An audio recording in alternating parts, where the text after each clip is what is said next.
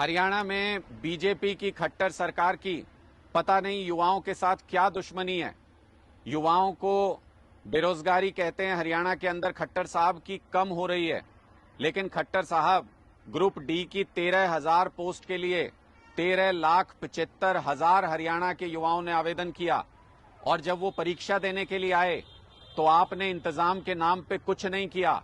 ना उन बच्चों को सेंटर तक आने के लिए बसें उपलब्ध हो पा रही हैं, ना साधन उपलब्ध हो पा रहे हैं, ना परीक्षा सेंटरों पे सही इंतजाम है, ना बच्चों के नजदीक में परीक्षा सेंटर दिए, आपने दूर दूर परीक्षा सेंटर दे दिए हैं। युवाओं को क्यों परेशान कर रहे हैं खट्टर साहब? आप तो कहते थे बेरोजगारी की दर घट गई है, फिर एक ग्रुप डी की पोस्ट के लिए 1,000 युवा क्यों आवेदन कर रहे हैं? अगर उनके पास और रोजगार के अवसर उपलब्ध होते तो वो ये आवेदन नहीं करते। आप अगर देखेंगे तो 500 रुपए आपने रजिस्ट्रेशन फीस लिया एक एक बच्चे से, सीईटी का जो भी एग्जाम दे रहे हैं। 13,75,000 बच्चों का 65 करोड़ रुपया आपने इनसे इकट्ठा किया है।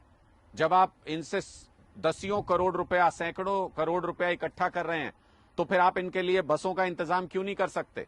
आप इनके सेंटर पे सही व्यवस्था क्यों नहीं कर सकते? आप युवाओं के लिए रोजगार की सही व्यवस्था क्यों नहीं कर सकते? ग्रुप सी की जो आपने भर्ती निकाली थी, जिसके लिए परीक्षा ली थी, वो आधार में अटक गई है, उसका भी कुछ पता नहीं है क्या होने जा रहा है।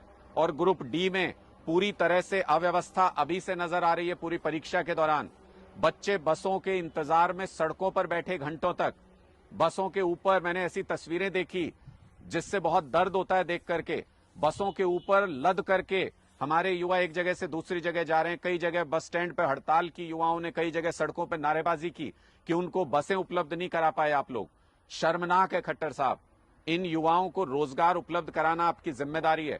हरियाणा में इस वक्त 2 लाख सरकारी नौकरियों के पद खाली हैं और आप इन बच्चों को बरगलाना, बहकाना बंद कीजिए। ये कुछ कुछ नौकरियां निकाल के एक मुश्त 2 लाख सरकारी नौकरी निकालिए और उन पर युवाओं को भर्ती कीजिए, तभी जाके बेरोजगारी से हरियाणा को कुछ राहत मिलेगी।